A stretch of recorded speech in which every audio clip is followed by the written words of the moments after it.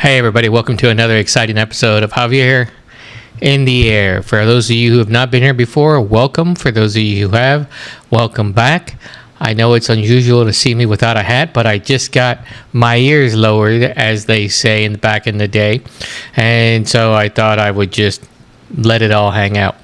All right, so I have a lot of stuff going on. In fact, I'm going to probably I'm going to create an extra section called miscellaneous. I think I did that last time, and so I'm going to do it again this time. Probably will not have a spirit time simply because, one, I don't have time, and two, once again, I did not stop by and pick up anything for it, and all the alcohol I do have, I believe I've already used before. So I'm going to try to come up with something different that I'm interested in doing, but I don't have all the materials, so maybe I'll show you next episode what I'm doing, because it's going to take about, I think they said 6 months for me to do. So we'll see how that goes. So without further ado, let's go ahead and go to our Trash in the Hood. Dark Frog Social Media presents Trash in the Hood, weeks 202 and 203. All right, welcome everyone. So this is week 202, day 7. I didn't get as many days in this week or last week because I'll tell you after this. But this was 2.07 miles. Basically went from my house all the way down El Salito over 620 down to a certain spot on El Salito on the Austin side and then headed on back. So found a lot of the usual things that I find all the time. So let's take a look. So as you see here, a bunch of, when I do this route and some other routes on 620, along 620, I find a lot of cardboard and construction paper. So that's kind of what I found here. Some mechanics rags, some food wrappers and beverage containers and lids and straws and flattened cider and beer and soda cans.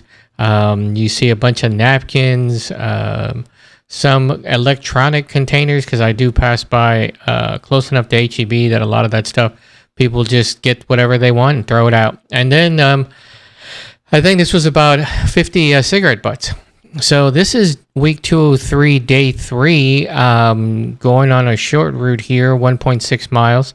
Went out and down El Salito to 620 and then across 620 or down 620 to Hatch and then turned back around. This was early morning, and it was really nice to get out that early. It was really nice out there. Muggy, but still really nice. Wasn't too hot. So, of course, going along 620, I find a bunch of construction paper, plastic beverage containers, a lot of food wrappers and food containers, the beer and soda and cider and energy drink cans, a lot of candy wrappers this time. And then I found like a bunch, like 9 poo bags, like somebody just grabbed them and took them out of the container that's so conveniently offered to them, especially along El Salito Parkway. And someone just threw them on the ground. So they were just empty and unfortunately unused. And then about 30 cigarette butts. So this was week 203, day 5. So this was about 2 days ago. Was off for the 4th, so was able to once again head out early morning. It was a painful 2 miles, but I got it done. As you see, I kind of walked all over the place. Actually, it wasn't painful until I got home. And so did a lot of walking, tried to do some craziness, see if I can get some letters, but I'm not going far enough along a straight line in order to try to create any letters, but maybe I'll try again next time. So here I found a sock, just one. I don't know why, but just one. Straws and some more construction paper, which I found interesting because it wasn't along the way I normally went. Beverage containers, water bottles, straws, lots of bits of paper and plastic and metal that people have a tendency to just throw out or fall out of their car or trucks or commercial vehicles. And then also another vape box. And then about 33 cigarette butts. And how do I know it's 33? Because I count them when I walk. And I'll tell you a little bit about that here after the video. And that's it for this episode. All right. So that was it. I'm trying, again, I have a new microphone and it seems to be a little bit quieter. not sure why. I'm hoping I can figure it out. Anyway, so that's it for that segment. Now, I said I'd talk a little bit about it. So for those of you who may not know, I've been walking for approximately 203 weeks. And the day that I walk of that week is the day number that I say. So 203 day 7, for example, is week 203 day 7, or Sunday. I go Monday through Sunday. Sunday is number 7. So I didn't get as many walks in as I'd like to. I try to get 2 or 3 a week normally on average. But I did something to my foot, the outer part of my left foot, and it's in pretty good pain. I've been icing it a lot, and hopefully this week will take a turn for the better, because if it doesn't, then I'll be having to go in and have it looked at to see what's going on. So I haven't been walking as much, and I deal with the pain when I get home and I ice it.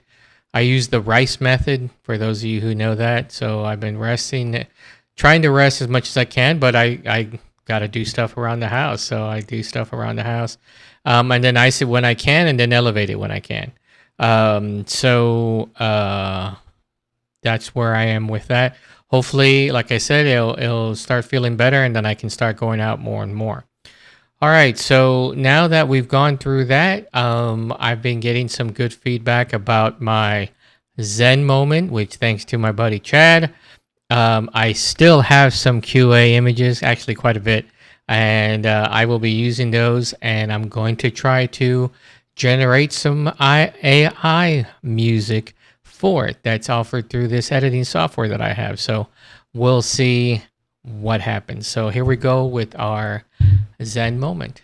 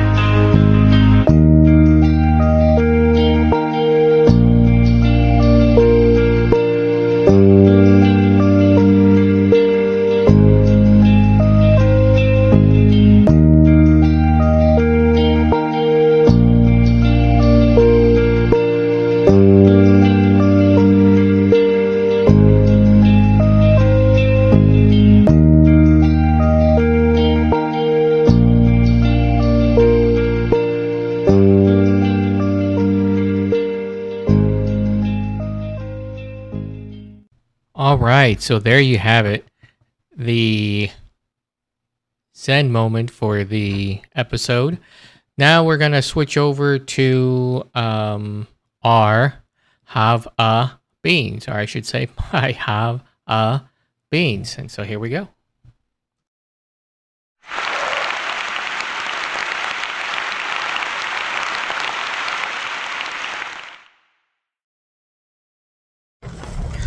Hey everybody, welcome to another Jav-A Beans. I'm out here at Cuppa Austin. This is a rainy day and it was packed. So good on you, Cuppa Austin, but unfortunately I do not I did not have a place to sit in order to do this video, but I'm gonna go ahead and do it anyway. So I'm in my car, listening to the rain, smelling this nice cortado.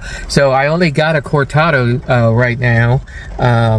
I wasn't prepared. I was here picking up something else, but here's my cortado. I don't have a nice cup, and I'm sorry, Cuppa Austin, if you have nice plateware to go with this, but I'm just drinking out of your to-go cup.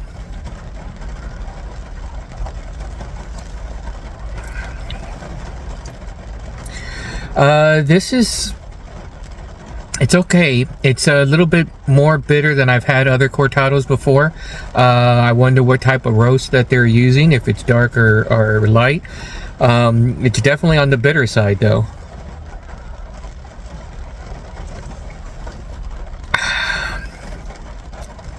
Yeah, it's nice, and it's nice and hot, and it's great on a day like this where it's cold and rainy. But I think they can do better. So Cuppa Austin, if you'd like to argue with me or discuss with me on your cortado and bring me back, please reach out to me. Otherwise, I'm gonna give this 2.5 beans out of 5. So there you have it, Cuppa Austin in, I think this is Leander. Anyway. Okay, so there you have it. There is our Jav-A Beans, or my Jav-A Beans. So that was all the way back in May. So it turns out that I went on a drinking binge as far as Java was concerned, and I hit a lot of coffee places. So you're going to see some from a couple months back for a while. That was May. I think I had a couple more in May, possibly, but then June for sure, until we catch up, which is great because I am a fan of coffee. I kind of hit some of the same places though, so I try not to have those back to back to back. And I also try to drink something different every time from that location when I film it. So hopefully I won't repeat for a while. And hopefully there'll be new places for me to hit or new drinks for me to try. All right, so now we're going to go into our final section of the show, and this one has a lot of moving bits to it. So I'm going to go ahead and I'm going to call this miscellaneous for all of us. That's not a good title. I'll see if I can come up with something, but this shows a lot of different things that I've been doing, meeting different, met a great Chef Michael. He did some stuff for me, and I will go into it in the miscellaneous section. So if anybody has a good idea of how to name something miscellaneous and how to get it to rhyme so that it's cool, I can put a logo to it, or put some artwork to it, and then have it out there. So, all right, so let's go to the miscellaneous.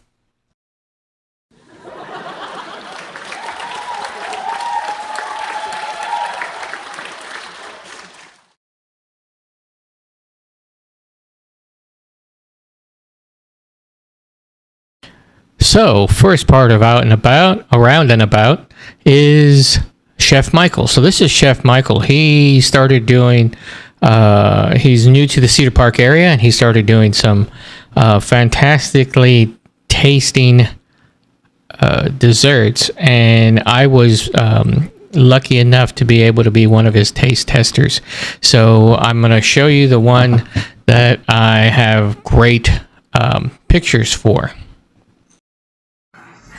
Okay, so here we are trying Chef Michael's French toast bread pudding.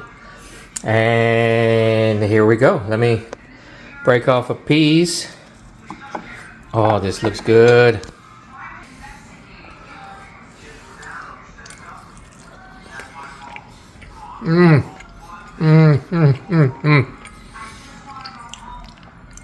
Oh my God. Michael, you did great. Fantastic. You got to try it out. It's awesome. So I wanted to show this off more. So Chef Michael did a fantastic job once again, like I was talking about in the video. And so if you want to reach out to him, he is on a couple of different groups across Cedar Park and Austin. One of them is Cedar Park Foodie Group, are foodies, you can definitely join. It doesn't take much to join if you're in the Cedar Park area, and you can get a hold of him through there and see what he is currently making. I also tried his key lime cheesecake. Unfortunately, I don't have the photos for it, but it was fantastic. It was just right amount of lime in there so that it didn't overpower the cheesecake, and it wasn't underpowered either. So it went well with the cheese, and just overall was fantastic tasting cheesecake. So if you get a chance to talk to Chef Michael, tell him hello, and hopefully you can get something fantastic from him, just like I did.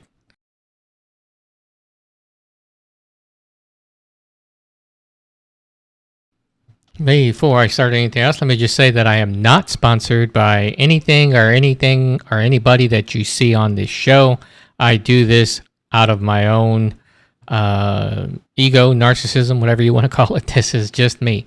So here we have. I went the other day, the end of June, with my with brother Rob and my nephew Max. We went to see an old school classic, one that was very period centric, and if you know what I'm talking about when you watch the movie, you will. Not super cheesy, but not that not cheesy either. This was Godzilla versus Biollante, and so this was right after the last Godzilla movie that was made. I think it was made here. No, it was made in Japan, and it was a true reflection of the Godzilla films, and this was the sequel to it. This, I believe, was I want to say 90, somewhere around there. I'll find out after this. And it was fantastic, and it was really period centric, like I said, using phones, landlines, and using a car that looks like a Dodge Laser, but it's not, but it's really close. They had the stereotypical American spies. They had really bad fighting scenes that were just really like there was no run up, there was no training. There was just like, all right, you two fight. And you can tell. And supposedly this is the first film that also used CGI as much as they did, or it may have even been just CGI period. And you can tell. But it was great fun to watch. It was great to hang out with Brother Rob and Max. And I did enjoy the movie. There was great scenes in there that it just makes you laugh. You just have to laugh. It's so good. So anyway, this was out at the theater. So, you know, the house that has drafts, we'll call it that, does have these from time to time, and this one did well. This was Godzilla versus Biollante.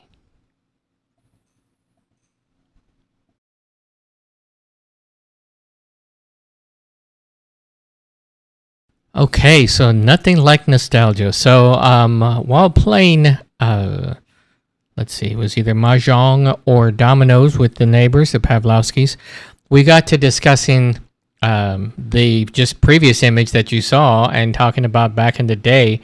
And then we talked about food that we used to eat back in the day. And somehow we got around to peanuts. I think it had to do with a YouTube video that has Lowrider playing to a Peanuts segment. But anyway, we talked about these candies. Our food, our cake substances, whatever you want to call it. So these were zingers. These zingers were really good. The ones we bought weren't that great, but they're basically just like a chocolate cake with a cream center and then chocolate icing on top. And they came in 3 for some reason, and they had chocolate and vanilla, which I didn't show the vanilla picture, but they were really good back in the day. Right now, they're like, eh. And then there's these bad boys, which for really die-hard candy food experts and nostalgia people, these are snowballs. Not to be confused with snow balls, which is a different brand. These are snowballs, SNO. Now, these were not the true. I don't think they're the true ones. They're the ones that neighbor James said that he used to have as a young adult and even younger than that. They are pink. They are a little bit of cake underneath the marshmallow layer. So there's coconut on top of marshmallow, which is then wrapped around a little bit of cake. So the ones I remember back in the day were just pure marshmallow and coconut dyed pink. But James says these are the ones that he remembered. So here we are with snowballs. So what kind of nostalgia food can you still find that you remember eating as a kid? Now, maybe you don't eat it anymore for health reasons, but what did you used to have? Send me some photos or send me some messages as to what you used to eat that either you can't find anymore or that you just remember fondly.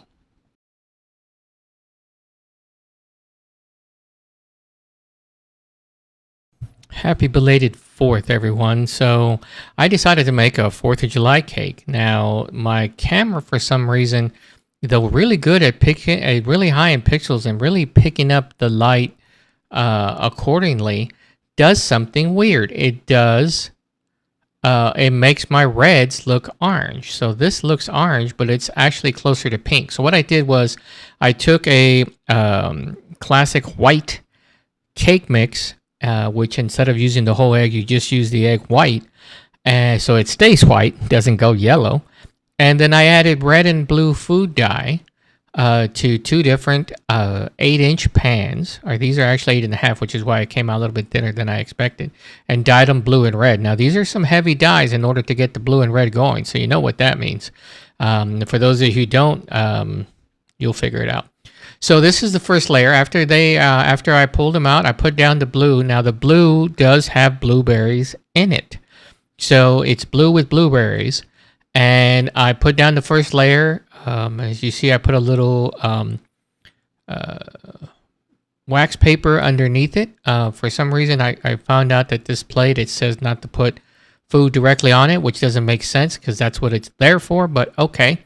And so I put the blue layer down and I got some creamy, I think it's called classic creamy frosting. It's not cream cheese. It's just like regular frosting that's not cream cheese.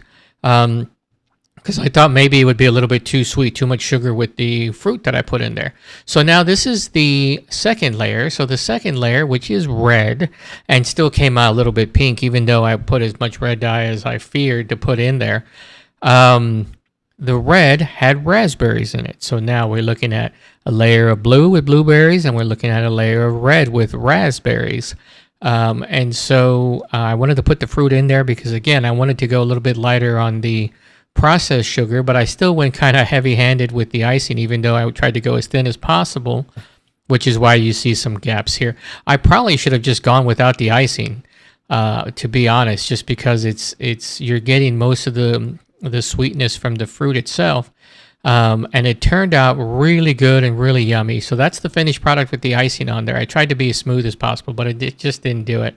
So now I wanted to do a cross section of it. So this is a cross section. So here you see the layer of white icing in between both layers and on top. So then you can see it here, red, white, and blue. Yes, in honor of the 4th, I've been red, white, and blue, heavy with the dyes because, that's American food.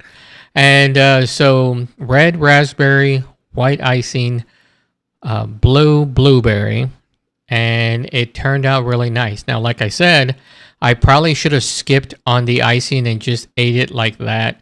It would have been perfect, and I think the icing comes in a little bit too heavy. Plus, it comes in a little bit different flavor-wise as opposed to fruit sweetness as opposed to the icing sweetness. But it turned out pretty good. So there's my 4th of July cake.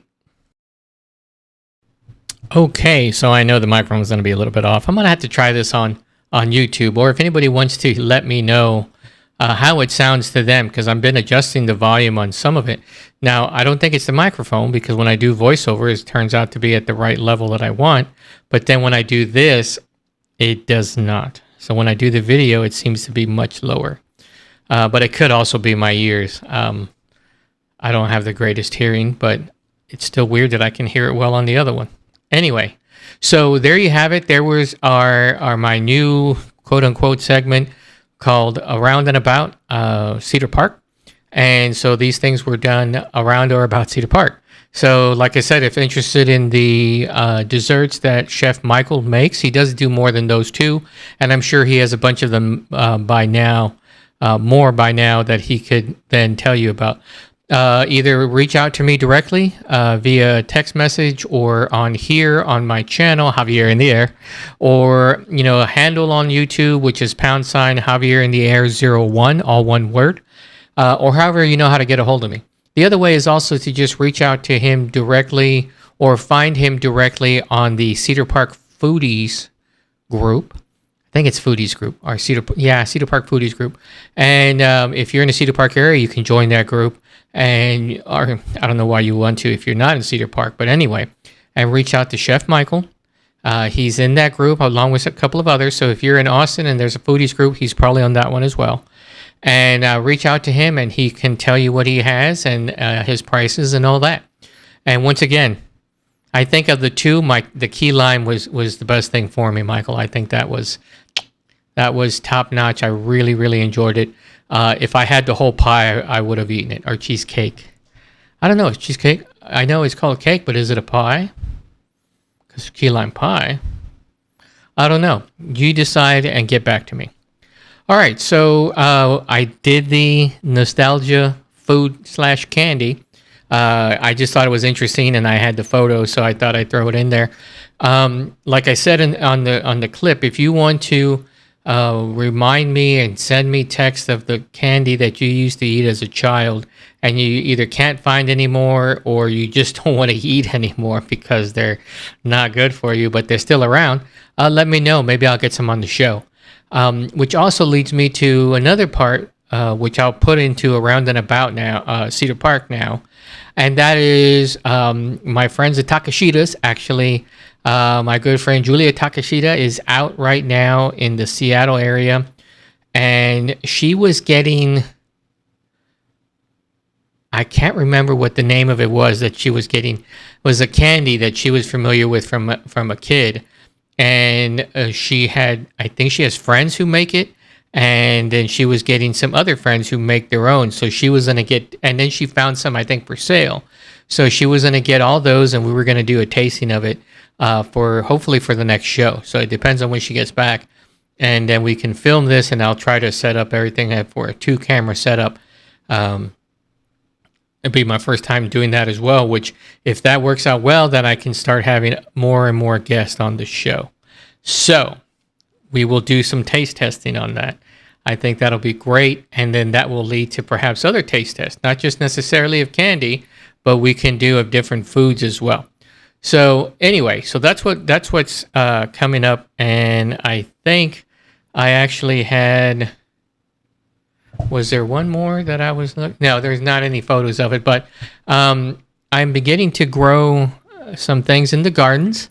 The front garden is more for flowers to bring the bees that will help out both the Pavlovskis and myself, our gardens, and get some more pollinators out here because as much as the flowers and plants and gardens that are up and down my street, not to mention a couple of streets over, I'm not seeing a lot of bees this year. I didn't see a lot last year either. So, which is unfortunate because we really need those bees to pollinate. They do a great job and they are struggling, especially in this heat. Now, I say bees, not those fucking wasps. Hate those bastards. I'm saying bees. The ones that may sting you if you piss them off, but they're more likely to leave you alone. They just want their sugar. They want to pollinate. They want to help us with our gardens, not the other trash. So, obviously, I have some pent-up frustrations about certain types of flying insects. So, anyway, do that. So, in my front, I have some flowers going. I guess I am a green thumb when it comes to French marigolds, or you just can't kill those bastards. I don't know. They are growing very well in my front yard in the stone circle. If you drive by, you'll see You'll know what I'm talking about. I'm the only one on my block that has a huge stone circle, which again, I'll never go that size and diameter, just like I did in the back as well. Way too large, but they're there, so I'm sticking with them. So French marigolds, I planted some other ones. I don't seem to see them growing very well. They seem to be dying a lot, actually. So, but what I did find is something that I'm not sure how I got it, but it's called coffee weed, or big pod herbinia, I think is what it's also called, the more scientific name to it. So it grows like a weed. I don't think it's technically a weed, but it grows like a weed. And let's say about 3 weeks ago, it was probably 2 inches, and now it's about 5.5 feet tall. So I think that's one of the reasons why they call it a weed, but it's coffee weed, all one word, if you want to look it up. Looks very cool. Is one of those that will rotate according to the sun. So in the morning, it faces the sun this way, and then as the sun moves throughout the day, it moves. It's very cool. It's supposed to have some fruit called beans, which aren't true coffee beans, and you can't make coffee from them. And I think they're growing, but this heat is just tremendous, and I'm trying to water as much as I can without drowning them, and it's just horrendous how bad the heat is. But things are growing. So in the backyard, I don't really have much. Not much is being able to grow well. I have these sonic disruptors for the squirrels and other varmints that were getting into the garden. Like, I guess they're looking for seeds, or they're trying to plant seeds, and it's nice garden bed, so they're digging up stuff, which unfortunately they dug up my cherry trees a couple of times now. I've had to replace them, and so not much growing. I'll give you an update on that next time. And then my cherry trees are growing well, and then one of my dragon fruit seems to be growing an extra tendril, which is great, because I was hoping to get dragon fruit this summer. Now, I don't know how long it's going to take. It's so slow. I think it's slower than it normally is, and I think, again, because of the heat. Most of these have full sun, which is unfortunate for some of them, because even though they say they need full sun, they don't need full Texas sun. So I think that's the problem. So anyway, if you'd like to be on the show, please reach out to me any way you know how. And I'll get you on there. If you have a mom and pop restaurant or business that you'd like me to come visit, I will certainly do so free of charge, and talk a little bit about your business. And even though I don't have a lot of subscribers, any publicity is good publicity, no matter what. And also, if you have a good coffee place that you've heard of that I have not tried yet, please send me a note. And I will keep doing everything I can to keep the show going. I'll keep you updated on my foot as well, and maybe we can start getting some more people out there picking up trash. If you're already doing that in your neighborhood and you'd like to be shown it that you're doing it, let me know and I'll put you on the show as well. All right, so that's it for this show. Next time, I guarantee it will be Spirit Times, and I will see everybody again in 2 weeks.